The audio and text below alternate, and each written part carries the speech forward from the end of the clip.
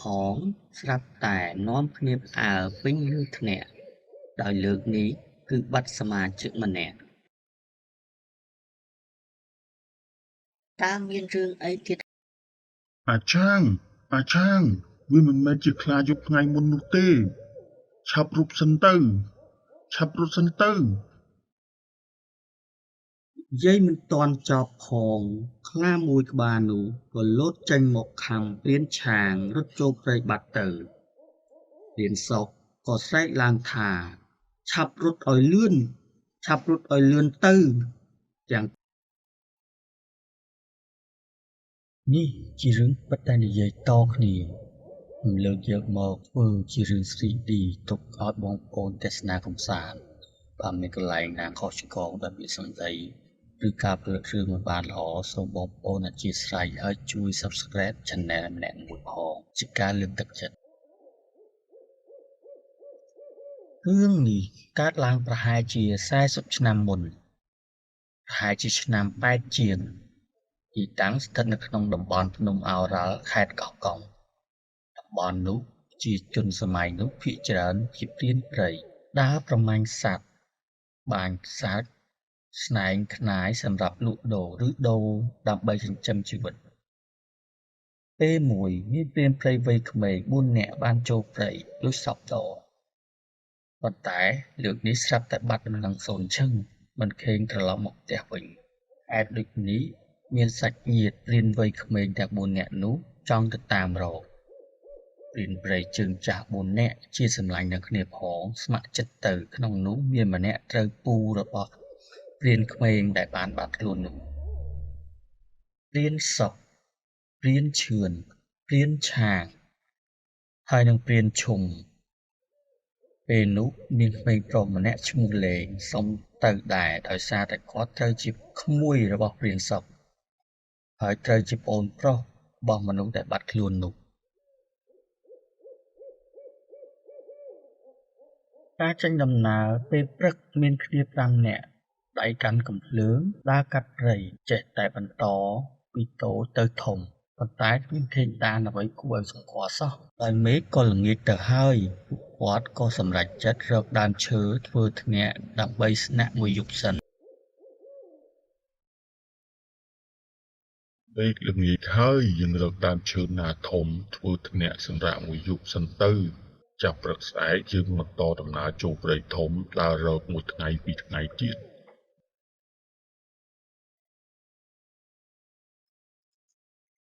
ក្រោយពីឡើងដល់លើធ្នាក់ពួកគាត់ចែកវេនគ្នាសម្រាកដោយទុកឲ្យម្នាក់នៅយាមដូរវេនគ្នាចំណែកឯនីលេងគាត់មិនចាំបាច់យាមនោះទេពេលនីលេងសម្រាកបានបន្តិចគាត់ក៏ភ្ញាក់ឡើងដោយឮសំឡេងធ្នាក់ងឿតង៉តពេលគាត់បើកភ្នែកឡើងស្រាប់តែឃើញព្រានទាំង4ឈរតម្រង់ទៅអ្វីម្យ៉ាងនៅខាងក្រោមដើមឈើមួយទៀតពេលគាត់សម្លឹងទៅក៏ឃើញមនុស្ស2នាក់ឈរក្រោមដើមឈើមួយនោះ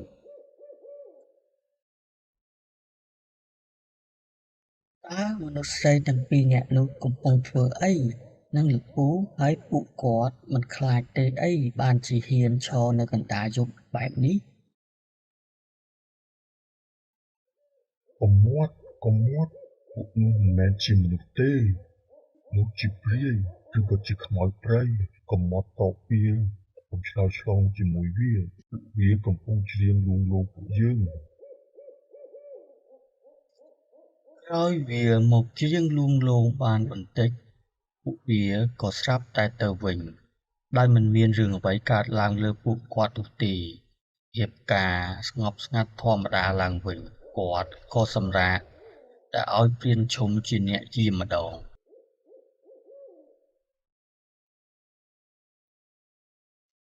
ពេលព្រានឈុំកំពុងអង្គុយយាមភ្លើងព្រាយហោះទៅហោះមកចេញពីដើមឈើមួយទៅដើមឈើមួយទៀត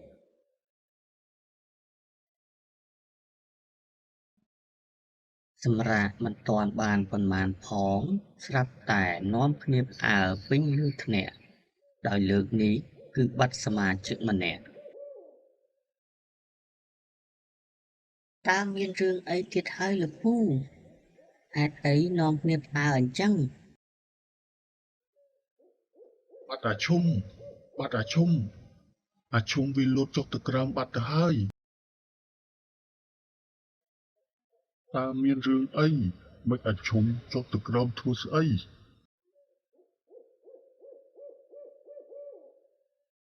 ពួកគាត់ទាំងអស់គ្នាគ្មានអ្នកណាហ៊ានចុះទៅតាមព្រានឈុំមកវិញទេ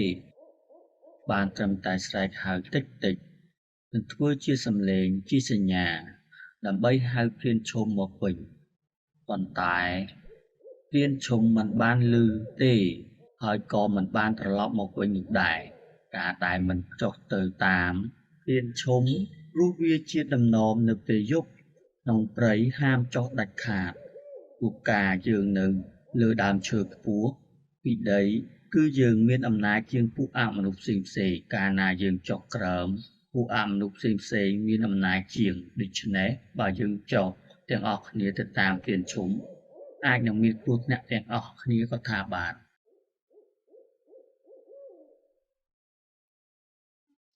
ពួកយើងទាំងអស់គ្នាមិនអាចចុះដីបានទេពេលយប់អញ្ចឹងនោះ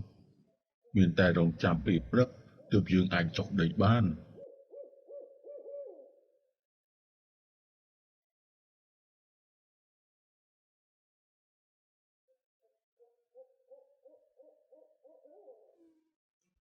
ពេលទៀតភ្លឺ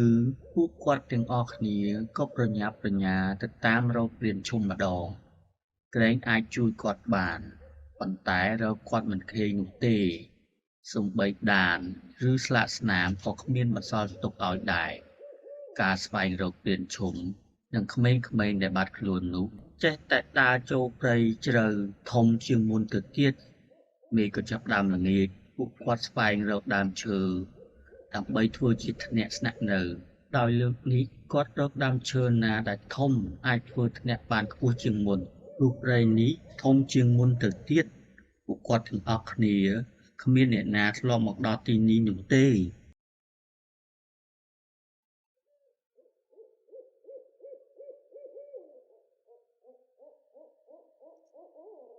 ពេលធ្នាក់ធ្វើរួចពួកគាត់ក៏ឡើងទៅសម្រាក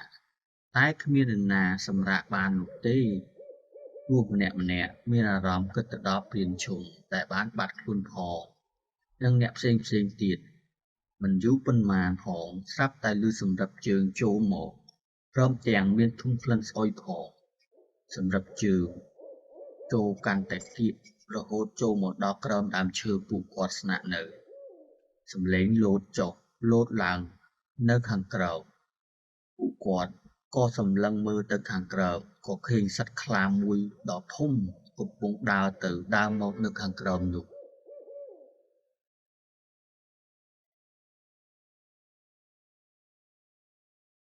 អូសោះ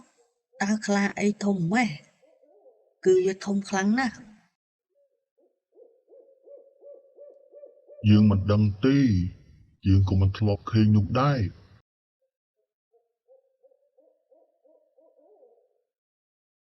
ខ្លានោះវាដើរទៅដើរមកនិងព្យាយាមឡើងផងលោតផងនៅតែមិនអាចឡើងបានមួយបន្ទុះក្រោយមកវាក៏ដើរត្រឡប់ទៅវិញបាត់សូន្យទៅ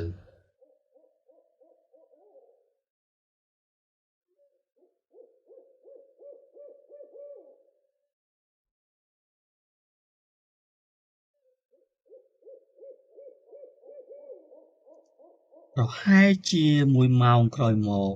ក៏ឮសម្រាប់ជើងដើរចូលមកម្ដងទៀតតែលើកនេះជាសម្រាប់ជើងរបស់មនុស្សពួកគាត់ក៏សម្លឹងទៅទើបឃើញថាជាព្រានឈុំដើរចូលមក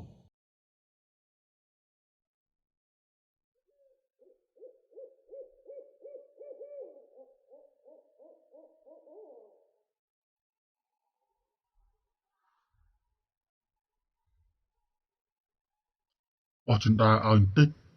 បោះចិន្តាឲ្យបន្តិចបោះចិន្តាឲ្យបន្តិចមក ពេលនោះព្រានឈឿនគាត់ក៏បោះចិន្តាខ្សែឲ្យឡើងតែព្រានឈុំប្រឹងឡើងចិន្តាខ្សែសកម្មភាព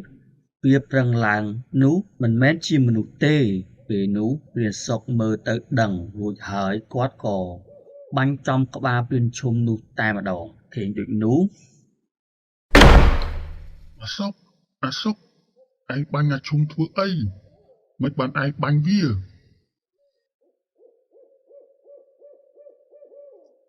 ពេលនោះព្រានឈឿនក៏លោតចុះទៅដីដោយគិតថាទៅជួយមើលព្រានឈុំប៉ុន្តែចុះមិនទាន់ទាំងទៅដល់ដីផងស្រាប់តែ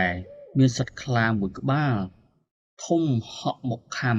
រត់ចូលព្រៃបាត់ទៅចំណែកព្រានឈុំត្រូវរកកាំភ្លើងនោះក៏រលាយបាត់សូន្យទៅ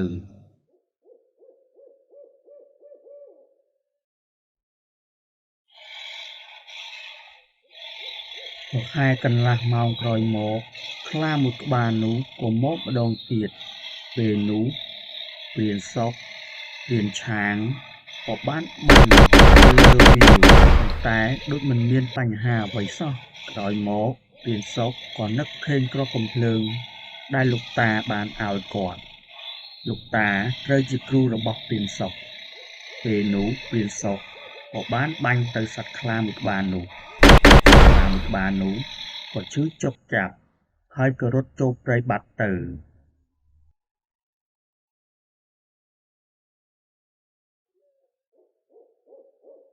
ព្រឹកឡើងពួកគាត់ទាំង3នាក់ក៏សម្រេចចិត្តឈប់តាមរកអ្នកណាទៀតហើយ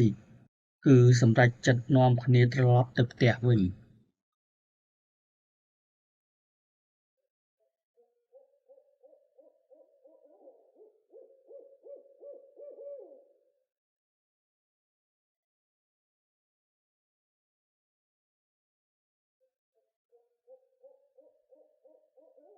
យើងធ្វើដំណើរត្រឡប់ក្រោយហើយដើរត្រង់រហូតអស់ជាច្រើនម៉ោងប៉ុន្តែដើរទៅដើរមកនៅកន្លែងដដែលអញ្ចឹងយើងប្រហែលជាវង្វេងផ្លូវហើយឬមានគេបិទបាំងផ្លូវហើយមែនហើយយើងដើរទៅដើរមកនឹងទឹកទៅហើយគឺនៅកន្លែងដដែលតើយើងគួរធ្វើម៉េចទៅព្រានសុកក៏យកមែកឈើ3កំណាត់មកអធិដ្ឋានសួរខ្មោចព្រាយអ្នកតាក្នុងព្រៃនេះ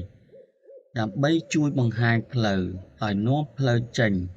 ដោយសន្យាថាបើនាំផ្លូវចេញបាននឹងសែនសំណែនឲ្យពួកគាត់ចេះដើរតាមមែកឈើរហូតទៅដល់កន្លែងមួយមេឃក៏ចាប់ផ្ដើមងងឹតពួកគាត់ក៏ចាប់ផ្ដើមរកដើមឈើសមគួរដូចរាល់ដងដើម្បីធ្វើធ្នាក់សម្រាក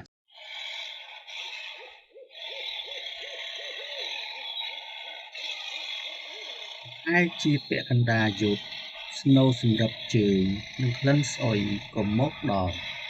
ពួកគាត់បានដឹងច្បាស់ថាប្រកាសជាមានខ្លាមកម្នាក់ត្រៀមខ្លួនរួចជាស្រេចពេលនេះគ្រាន់តែឃើញព្រានឆាងក៏បាក់ទៅតាមដងប៉ុន្តែគ្រាប់កំភ្លើងធម្មតាមិនអាចធ្វើអ្វីបានទេព្រានសុកក៏យកគ្រាប់កំភ្លើងអាគមរបស់គាត់មកបាញ់ត្រូវខ្លានោះក៏ជួយចាប់របស់គាត់បាញ់រហូតសឹងតែអស់គ្រាប់ចក្រការក៏ប្រែជាធម្មតាវិញ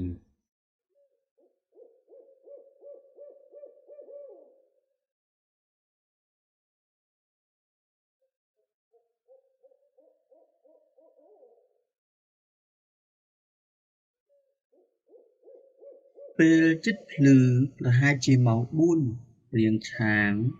គាត់ក៏ចុះទៅក្រោមដើម្បីកាច់ទឹកជង្គង់របស់ខ្លាដែលងាប់នោះព្រានសុកឃើញដូចនោះគាត់ក៏ចុះទៅតាម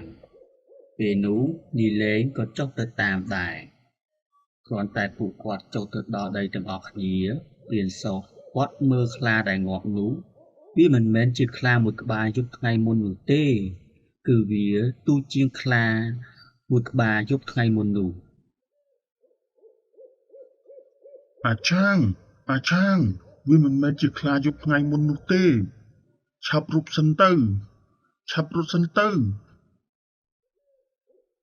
យាយមិនតាន់ចប់ផងខ្លាមួយក្បាលនោះក៏លោតចេញមកខំព្រានឆាងរត់ចូលព្រៃបាត់ទៅព្រានសុកក៏ស្រែកឡើងថាឆាប់រត់ឲ្យលឿនឆាប់រត់ឲ្យលឿនទៅទាំងព្រានសុកទាំងនាយលេងគាត់គិតតែពីរត់ព្រានសុកគាត់គិតថាมันអាចចាក់ចេញទៅបានគាត់ប្រគល់វត្ថុស័ក្តិសិទ្ធិម្យ៉ាងឲ្យទៅនាយលេងតែជាក្មួយរួចប្រាប់ថាឲ្យអធិដ្ឋានសុំរកផ្លូវចេញឲ្យរត់ទាំងបិទភ្នែកទៅកុំងាកក្រោយឲ្យសោះព្រានសុកគាត់នៅតទល់ជាមួយខ្លានោះចំណែកឯនាយលេងក៏ធ្វើតាមព្រានសុកប្រាប់ដូចមាននរណាម្នាក់មកជួយប្រាប់ផ្លូវឲ្យរត់បត់ឆ្វេងបត់ស្ដាំទៅត្រង់ហើយពេលនោះនាយលេងបានឮសំឡេងព្រានសុក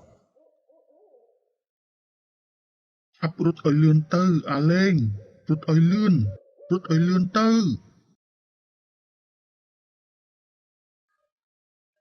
នាយលេងបានរត់តាមសំឡេងដែលបានប្រាប់នោះរត់រហូតមកដល់ព្រៃមួយនោះដូចមានអ្វីប្រាប់ថាឲ្យគាត់ឈប់គាត់ក៏ឈប់ហើយបើកភ្នែកទើបដឹងថាមកដល់ព្រៃតូចដែលគាត់ធ្លាប់ឆ្លងកាត់ពីមុនពេលនោះគាត់ក៏បន្តដំណើរទៅដល់ផ្ទះរួចរាយរាប់រឿងប្រាប់អ្នកស្រុកតាមដំណើរដែលបានកើតឡើង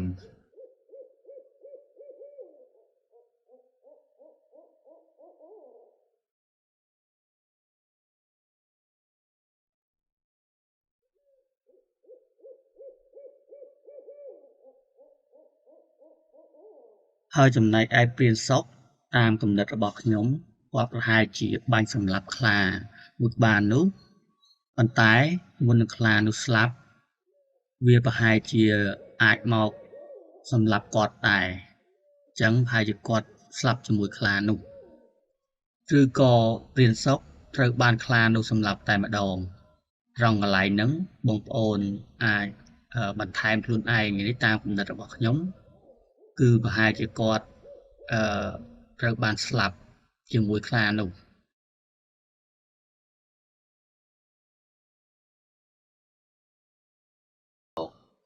រហូតខិតជិតដើមឈើដែលពួកគាត់សម្រាកនោះគាត់អើតទៅមើលតាសំឃើញគាត់អង្គុយនៅស្ងៀមដូចធម្មតាគាត់ងាកទៅមើលព្រានឡាក៏ដេកលក់បាត់ទៅហើយពេលនោះលានញ៉ាក៏ងាកមុខចុះទៅក្រោមឃើញបរិសម្នាក់ឈរនៅស្ងៀមខាងក្រោមដើមឈើហើយងាកមុខមកមើលគាត់លានញ៉ានិងទៀនឡាគាត់អើតមើលតាមប្រហោងធ្នាក់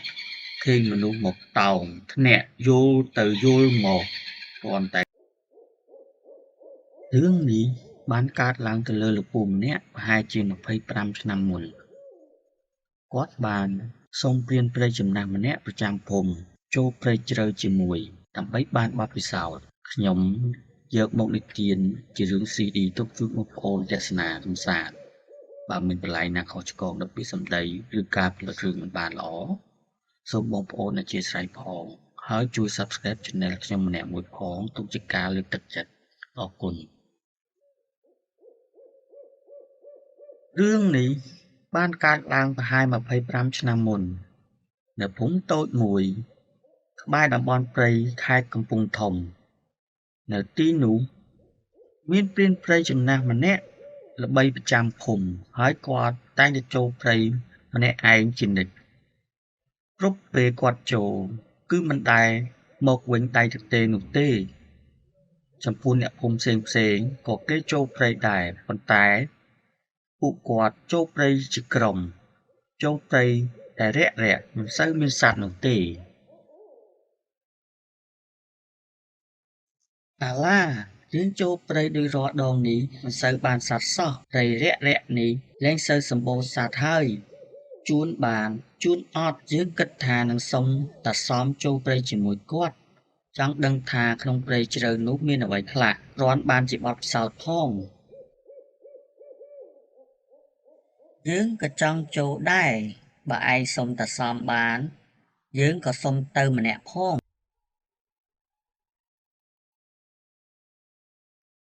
នាយញាក៏ដើរសំដៅទៅផ្ទះព្រានចំណាស់គឺព្រានសំដែលល្បីប្រចាំភូមិចេះមន្តវិជ្ជាមានវត្ថុស័ក្តិសិទ្ធិនិងចេះស្រោចទឹកដល់អំពើលើករាសីដែលអ្នកភូមិគ្រប់គ្នាតែងតែទៅពឹងពាក់ឲ្យជួយ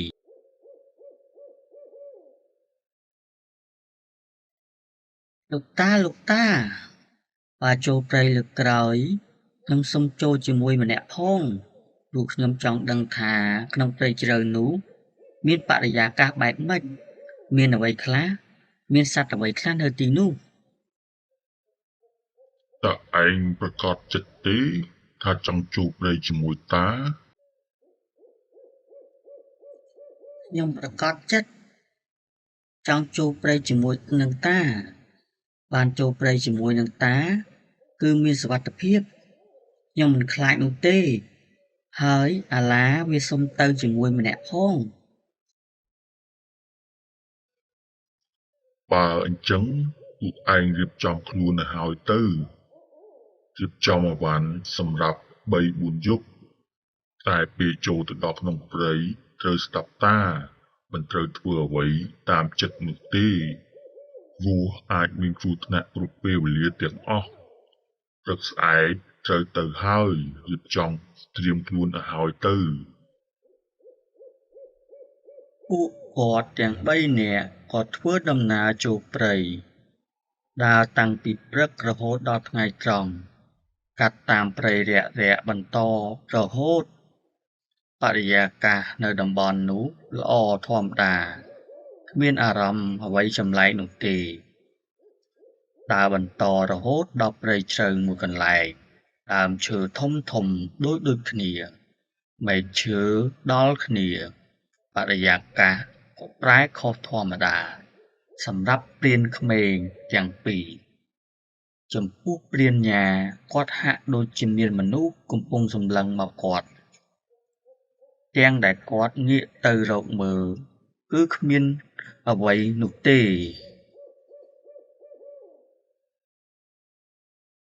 គាត់ដើរបន្តរហូតដល់កន្លែងមួយមេឃក៏រសៀលតែត្រង់កន្លែងនោះ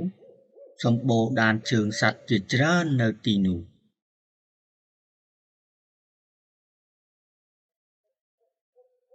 យើងត្រូវសម្រាកនៅកន្លែងនេះហើយ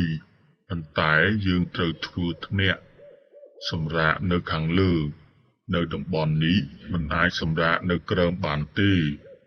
ហើយយប់នេះយើងចាំបាញ់សត្វនៅពេលយប់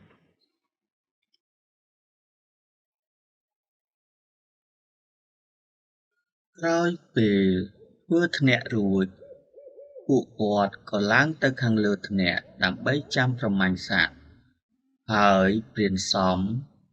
បានប្រាប់ទៅពួកគាត់ទាំងពីរនាក់មិនឲ្យនិយាយគ្នានោះទេដូច្នេះពួកគាត់មានតែនៅស្ងៀមរង់ចាំប្រមាញ់សត្វប៉ុន្តែមិនដូចអ្វីដែលព្រានក្មេងគិតនោះទេរង់ចាំរហូតដល់យប់ជ្រៅទៅហើយគ្មានឃើញសត្វអីដើរកាត់មួយក្បាលសោះសូម្បីសំឡេងសត្វយំក៏គ្មានដែរយប់រៀងជ្រៅបន្តិចទានញាគាត់ដេកមិនលក់ទេពេលនោះគាត់ឮ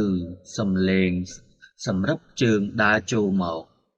រហូតខិតជិតដើមឈើដែលពួកគាត់សម្រាកនោះគាត់អើតទៅមើលតាសំឃើញគាត់អង្គុយនៅស្ងៀមដូចធម្មតាគាត់ងាកទៅមើលព្រានឡាក៏ដេកលក់បាត់ទៅហើយពេលនោះព្រានញាក៏ងាកមុខចុះទៅក្រោមឃើញបុរសម្នាក់ឈរនៅស្ងៀមខាងក្រោមដើមឈើហើយងាកមុខមកមើលគាត់ប៉ុន្តែបុរសម្នាក់នោះរូបរាងអាក្រក់ខ្លាំងណាស់ក្បាលធំខ្លួនទាបសម្បុរឡើងខ្មៅនៃលៀនពេលនោះគាត់ភ័យណាស់មិនហ៊ានមាត់កនោះទេបានត្រឹមសង្ងំនៅស្ងៀមនៅលើធ្នាក់កំឡុងពេលនោះ គាត់ឮសំឡេងមនុស្សស្រីយំខ្លាំងទៅពេលនោះគាត់គិតតែភ័យគាត់ងាកទៅមើលតាសមម្ដងទៀត នៅស្ងៀមតាំងអារម្មណ៍សម្រួលអារម្មណ៍ដកដង្ហើមមួយវែងបិទភ្នែកសម្រួលអារម្មណ៍សិនទៅ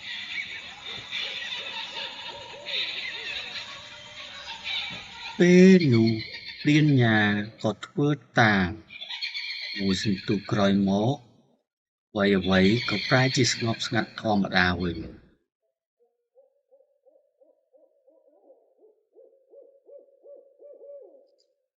ព្រឹកឡើងពួកគាត់ចុះពីលើធ្នាក់មកក្រោមប៉ុន្តែអ្វីដែលព្រានញាឆ្ងល់នោះគឺខាងក្រោមម្ដុំដើមឈើគាត់ស្នាក់នៅនោះឃើញសុទ្ធតែដានជើងមនុស្សពេញទីនោះដានជើងទាំងនោះអត់មានពាក់ស្បែកជើងនោះទេគាត់ក៏សួរទៅតាសំ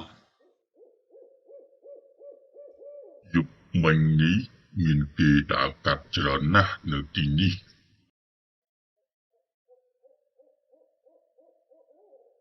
គាត់ក៏ដើរបន្តស្វែងរកសត្វដើម្បីប្រមាញ់ប៉ុន្តែដើរតាំងពីព្រឹករហូតដល់ល្ងាចគ្មានបានសត្វអ្វីមួយក្បាលសោះសូម្បីតែព្រានសំគាត់ក៏ឆ្ងល់ដែរព្រោះព្រៃនេះពេលគាត់ចូលមកម្នាក់ឯងគឺតែងតែជួបសត្វតែពេលនេះនាំពួកគាត់ទាំងពីរមកបែរជាគ្មានសត្វអ្វីមួយសោះទៅវិញមិនដឹងថាមកពីមូលហេតុអ្វីនោះទេពួកគាត់ក៏ដើរត្រឡប់ទៅរកផ្ទះដែលគាត់សម្រាកយប់មិញវិញ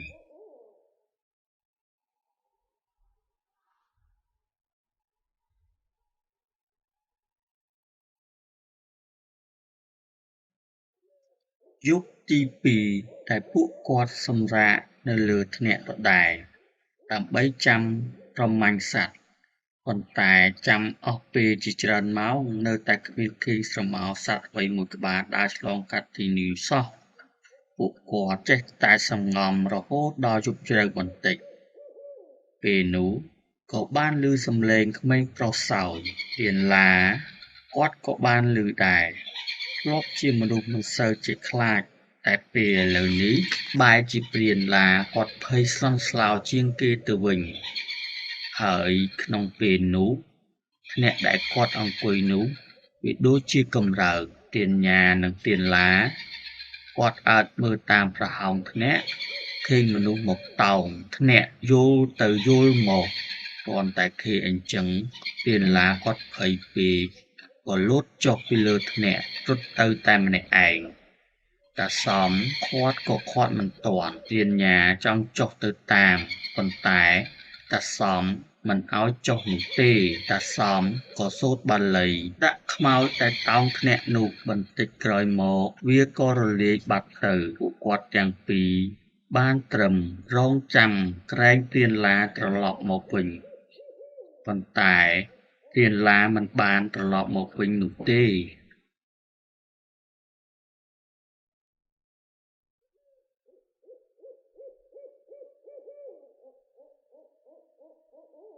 ពេលព្រឹកឡើងគាត់ទាំងពីរនាក់ខំប្រញាប់ដើររកទានឡាប៉ុន្តែដើររកយ៉ាងណាក៏មិនឃើញដែរសូម្បីដានក៏គ្មានសល់គាត់ដើររកតាំងពីព្រឹករហូតដល់ល្ងាចរកមិនឃើញសោះតាសំគាត់ក៏ដើររកដើមឈើថ្មីដើម្បីធ្វើធ្នាក់គាត់ដើរចុះដើរឡើងក៏ឃើញដើមឈើមួយមានធ្នាក់ស្រាប់ពួកគាត់ក៏សម្រេចចិត្តឡើងសម្រាកលើដើមឈើនោះទៅ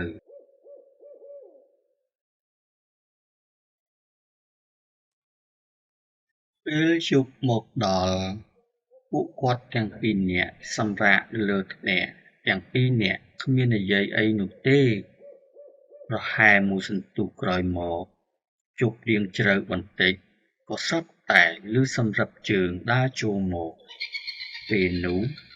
ព្រានញាក៏អើតទៅមើលខាងក្រោម ឃើញបរោះម្នាក់បាល់ធំខ្លួនទាបសម្បុរខ្មៅរូបរាងអាក្រក់មែនទែនដែលបានមកយកថ្ងៃមុនមកនៅខាងក្រោមដើមឈើគាត់ជាថ្មីម្ដងទៀត ចេញចេញចេញឲ្យលឿនចេញឲ្យលឿនទៅ ពេលតាសំគាត់ដេញខ្មោចនោះចេញខ្មោចនោះមិនព្រមចេញនោះទេគាត់ក៏សូត្របាលីដេញបន្ថែមប៉ុន្តែលើកនេះវានៅតែមិនចេញវានៅឈរស្ងៀមនៅក្រោមដើមឈើនោះ ចេញអាគូចេញចេញឲ្យលឿនហើយចាំបានអីទេអត់ទេអត់ឲ្យទេចេញឲ្យលឿនចេញឲ្យលឿន ពេលដេញមិនចេញតាសំក៏ដកកាបិតអាគមចេញពីថង់យាមរបស់គាត់ហើយសូត្របាលីរួចចង្អុលទៅខ្មោចនោះក៏ក្តៅក្រហល់ក្រហាយហើយរត់ចេញទៅ ខ្មោចនោះគេហៅវាអាក្រក់វាជាស្ដេចខ្មោចព្រៃហើយវាមកនេះគឺវាមកសុំយកឯងទៅនៅជាមួយវាតែយើងមិនព្រមឲ្យ ក្រោយមកទៀតមិនមានរឿងអ្វីកើតឡើងទៀតនោះទេរហូតដល់ភ្លឺ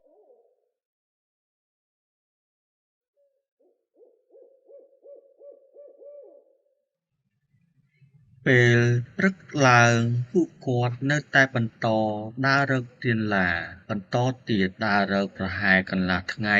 ក៏ទៅដល់ព្រៃមួយកន្លែងដល់ទីនោះពួកគាត់ក៏ធំក្លិនស្អុយហើយក៏ដើរតាមក្លិនស្អុយនោះក៏ទៅដល់ឃើញសពទៀនឡាប៉ុន្តែនៅសល់តែពាក់កណ្ដាលខ្លួនប៉ុណ្ណោះ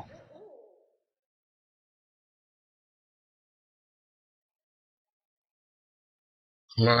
ទីនេះមានខ្លាដានជើងវាធំណាស់ខ្លាធំណាស់យុគនេះវាប្រកាសជាមកម្ដងទៀតគឺវានឹងមកយកសាកសពដែលវាទុកនេះ ព្រានសំគាត់ថានឹងប្រមាញ់ខ្លាមួយក្បាលនេះឲ្យបានយប់នេះដូច្នេះពួកគាត់ទុកសាកសពទៀនឡានៅកន្លែងដដែលសិនហើយរកដើមឈើណានៅក្បែរនោះធ្វើធ្នាក់តូចមួយសម្រាប់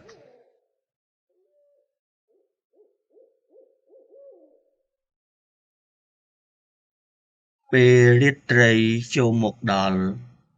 គាត់នៅរងចាំអស់ពេលជាច្រើនម៉ោងរហូតដល់យប់ជ្រៅបន្តិចប្រហែលជាម៉ោង 10 យប់ស្រាប់តែនៅម្ដុំព្រៃដែលសាកសពព្រានឡាននោះឮដូចមានអ្វីកំពុងតែអុសទាញសពនោះព្រានញ៉ាខំសម្លឹងទៅមើលក៏ឃើញមានស្រមោលមនុស្សកំពុងតែទាញជើងសាកសពនោះនាងញ៉ាក៏និយាយតិចៗទៅប្រាប់តាសពពេលនោះវាក៏ឮហើយក៏ទម្លាក់ជើងនោះដើរសំដៅមករកពួកគាត់តែដើរចូលមកដល់ក៏ឃើញថាជានាយឡាទៅវិញ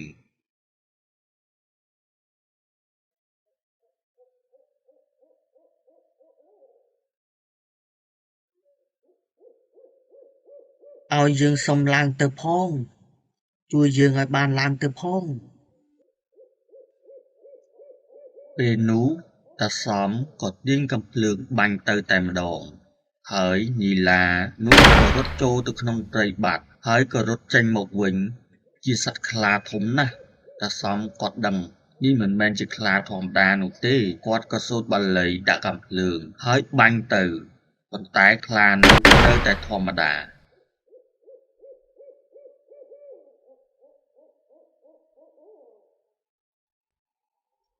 ពេលនោះតាសំក៏ប្ដូរវិធីដោយយកអ្វីម្យ៉ាងពីថង់យាមគាត់ហើយសូត្របាលីរួចបោះទៅលើដីក៏បង្កើតបានជាសត្វក្របីមួយក្បាលចេញមកមានពណ៌ខ្មៅដែលយើងមើលទៅដូចជាស្រមោលរូបរាងជាសត្វក្របីចូលទៅប្រយុទ្ធជាមួយនឹងខ្លានោះប្រយុទ្ធគ្នាបានបន្តិចសត្វខ្លាមួយក្បាលនោះក៏ទះក្របីដួលលើដីហើយក៏រលាយបាត់ទៅពេលនោះតាសំ គាត់ក៏ដកយកអ្វីមួយទៀតពីថង់យាមហើយសូត្របាលីរួចបោះទៅលើដីបង្កើតបានជាស្រមោលខ្មៅមួយទៀតរូបរាងជាសត្វដំរីដ៏ធំដេញជាន់ខ្លានោះខំប្រយុទ្ធជាមួយដំរីប៉ុន្តែมันអាចធ្វើអ្វីដំរីបានដំរីនោះក៏ជាន់ខ្លានោះក្រាបនៅនឹងដីរហូតខ្លានោះប្រែក្លាយទៅជាបរមម្នាក់ស្លាប់នៅទីនោះទៅ ពួកនេះជាគ្រូអាគមដែលវក់នឹងមុនវិជ្ជាហាត់រៀនរហូតបែកអាគមប្រែក្លាយជាមនុស្សមិនមែនមនុស្សសត្វមិនមែនសត្វមនុស្សដែលប្រែក្លាយជាខ្លាគឺជាខ្លាស្មិលនោះឯង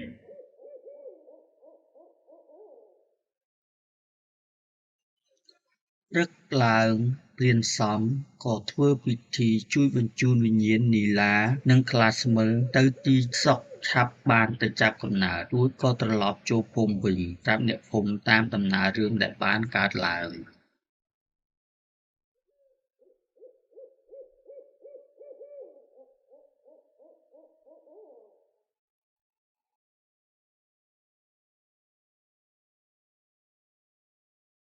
ពេលយប់នោះក៏ស្រាប់តែមានមនុស្សប្រុសស្រីមួយគូដើរចូលមកពីចម្ងាយពេលចូលមកកាន់តែគៀក៏ប្រែជាសត្វរមាសមួយគូទៅវិញប្រុងនឹងបោលបុកលោកតាសេនតែម្ដងលោកតាសេនគាត់ក៏សូត្រហៅសម្ដេចព្រះគ្រូយាងចូលរូបគ្រូធំយាងចូលរូបពេលនោះក៏លេចចេញជារូបលោកតា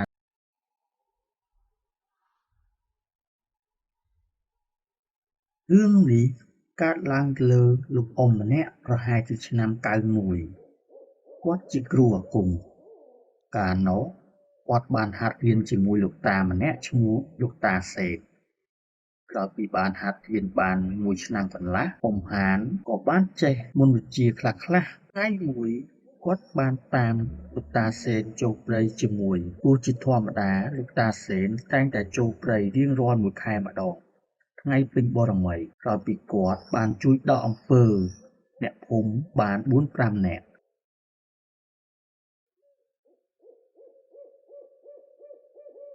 ស្អែកគ្រូត្រូវចូលព្រៃហើយបើមានអ្នកណាមករកគ្រូឯងប្រាប់គេទៅថាគ្រូមិននៅទេបើអ្នកជំងឺមកនោះស្រាលដែរត្រូវដោះបានឯងដោះទៅមិនចាំបាច់គ្រូទេអត់ទេលោកគ្រូឲ្យកូនសុំទៅជាមួយផងកូនចង់ទៅជាមួយលោកគ្រូចង់ចូលទៅក្នុងព្រៃចង់ដឹងរឿងរ៉ាវនៅក្នុងព្រៃនៅទីនោះមានអ្វីខ្លះបើឯងចង់ចូលព្រៃជាមួយលោកគ្រូក៏បានមើលទៅឯងជាអ្នកលេងអាគមក្នុងព្រៃដូចគ្រូដែរហើយមើលរៀបចំអីវ៉ាន់ទៅយើងត្រូវចូលព្រៃ2យប់3ថ្ងៃ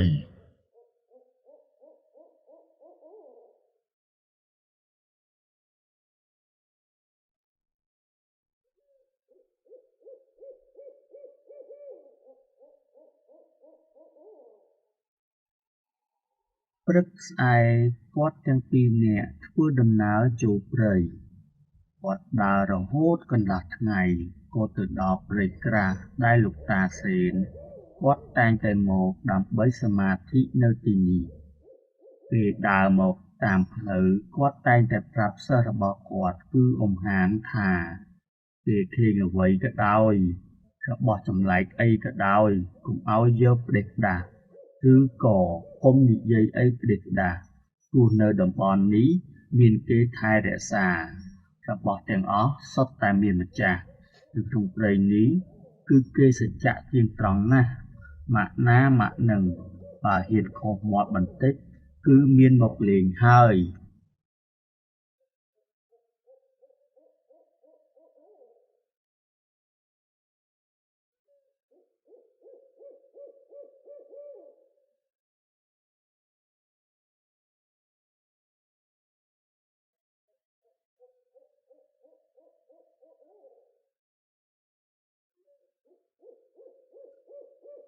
ទីនេះហើយដែលលោកគ្រូតែងតែមកសមាធិរាល់ដងនោះ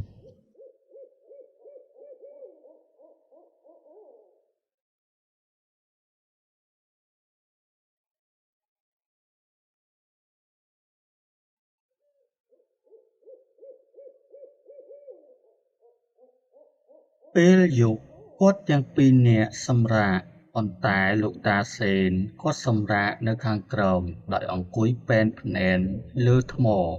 ក្រោមដើមឈើហើយអ៊ំហានគាត់សម្រាកនៅលើធ្នាក់ដែលមានស្រាប់លើដើមឈើនោះពេលយប់រៀងជ្រៅបន្តិចក៏ឮសំឡេងដង្ហើយហៅអ៊ំហាន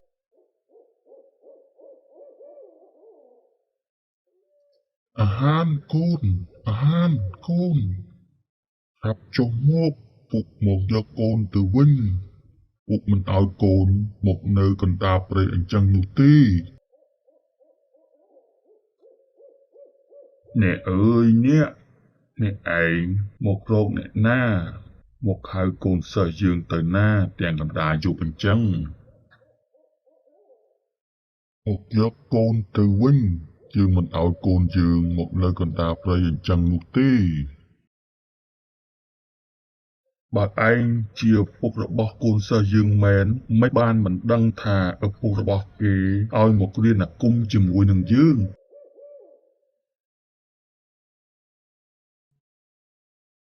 ពេលនោះខ្មោចនោះក៏សម្លឹងមុខលោកតាសេន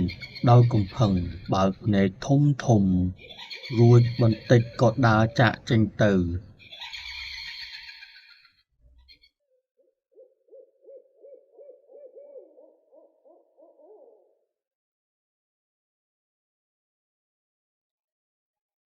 ប្រហែលកន្លះម៉ោងក្រោយមកក៏មានមនុស្សស្រីម្នាក់ដើរចូលមកម្ដងហើយក៏សួរទៅលោកតាសេន លោកតាមានឃើញដីរបស់ខ្ញុំទេគាត់ទុកខ្ញុំនឹងកូនចោលអត់មកមើលទេ ដីរបស់នាងឈ្មោះអីគេនៅណាមិនបានទុកនាងចោលខ្ញុំឈ្មោះហានទៅលើធ្នាក់ខាងលើដើមឈើនោះ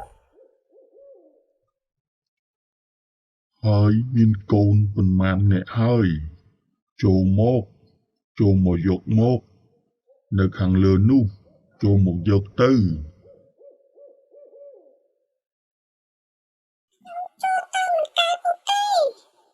ខ្ញុំចុះមកយកខ្ញុំបន្តិចមក ថាម៉េចចូលមកមិនកើតដេចចូលមកមិនកើតមកពីនាងឯងមិនមែនជាមនុស្សទេអញ្ចឹងបានចូលមកមិនកើតនោះចូលមកមិនកើតដោយសារមិនមែនជាមនុស្សចូលក្នុងសីមាអញមិននឹងកើតបើមនុស្សមែនចូលមកក្នុងសីមាអញបានបាត់ទៅហើយ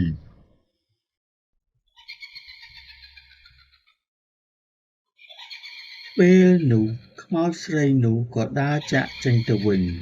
ដោយទឹកមុខខឹងសម្បានឹងលោកតាសេនក្រោយមកទៀតមិនមានរឿងអ្វីកើតឡើងបន្តទៀតទេរហូតទល់ភ្លឺ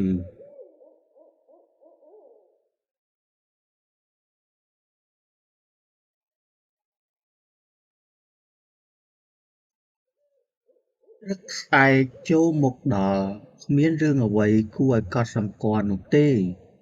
ចំពោះលោកតាសេនគឺគាត់នៅអង្គុយសមាធិបន្ត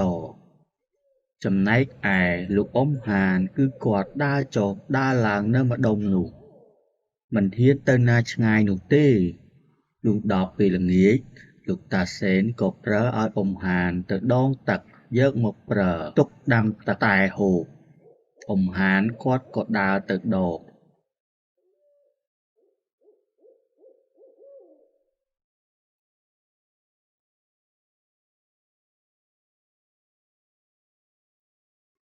អាហានឯងទៅដងទឹកមិញមានបានសុំគេអត់ សុំអ្នកណាគេខ្ញុំមិនបានសុំទេគឺខ្ញុំដងយកមកតែម្ដង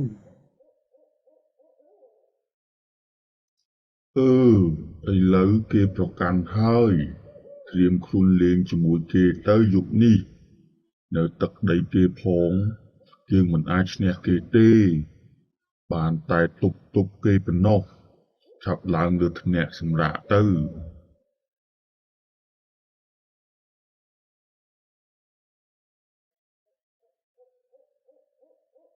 នាពេលយប់នោះ ក៏ស្រាប់តែមានមនុស្សប្រុសស្រីមួយគូដើរចូលមកពីចម្ងាយពេលចូលមកកាន់តែគៀក៏ប្រែជាសត្វរមាសមួយគូទៅវិញប្រុងនឹងបោលបុកលោកតាសេនតែម្ដង មើលអ្នកមកនិយាយគ្នាសិនមានរឿងអីចង់បានអី ពេលនោះស្រាប់តែឮសំឡេងនិយាយចេញមកពីសត្វរមាសនោះថាយើងចង់បានជីវិតអាមួយនៅលើដើមឈើនោះព្រោះវាហ៊ានបំពានកន្លែងគេយករបស់គេថែរក្សាទុកដោយគ្មានសុំគេសោះ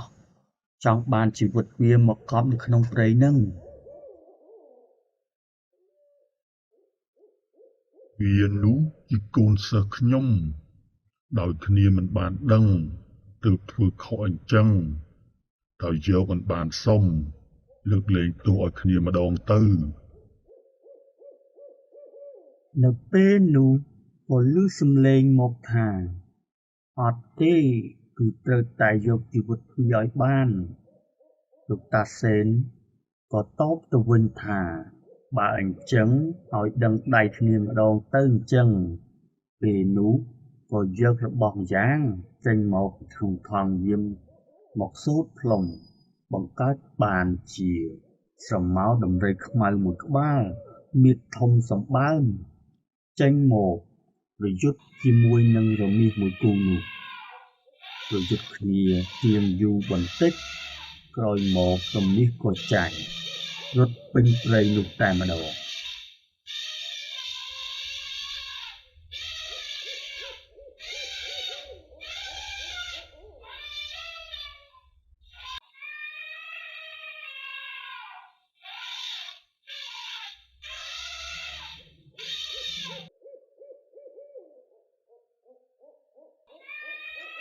បន្ទាប់មកទៀត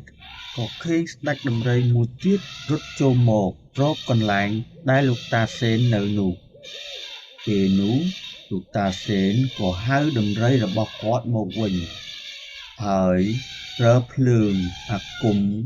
ដុតកាត់មុខស្ដេចដំរីនោះតែម្ដងកុំឲ្យចូលមកបានភ្លើងនោះឆេះខ្លាំងណាស់លោកតាសេនកាន់តែសូត្រអណ្ដាតភ្លើងកាន់តែខ្ពស់រហូតដល់ដំរីនោះមិនអាចចូលមកបានក៏រលាយខ្លួនបាត់ទៅពេលនោះភ្លើងដែលឆេះនោះក៏រលាយបាត់ទៅវិញដែរ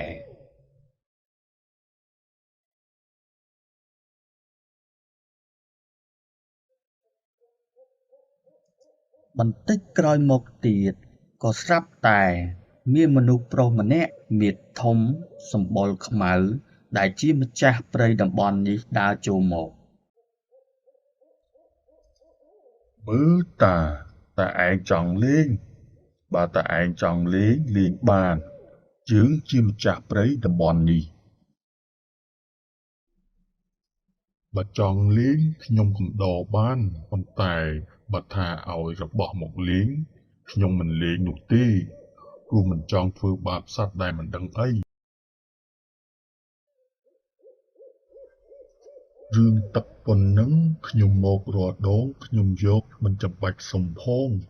ហេតុអីបានជាកូនសិស្សខ្ញុំមិនបានដឹងគ្នាមិនបានសុំបែរជាខឹងកូនសិស្សខ្ញុំដល់ថ្នាក់ហ្នឹងខ្ញុំមិនចង់ពៀនទេតែបើមកញយខ្ញុំលេងមែនតែនហើយដុតព្រៃទាំងអស់នឹងហ្មង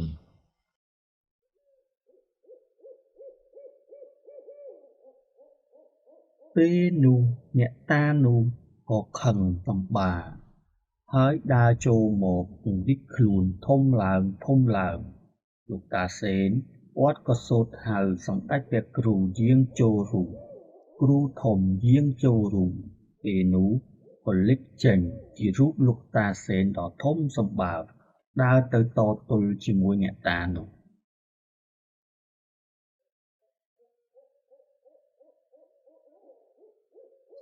ប្រយុទ្ធគ្នាអស់ពេលជាយូរអ្នកតានោះក៏ចាញ់ដួលនឹងដីរលាយរូបនៅពេលនោះទៅ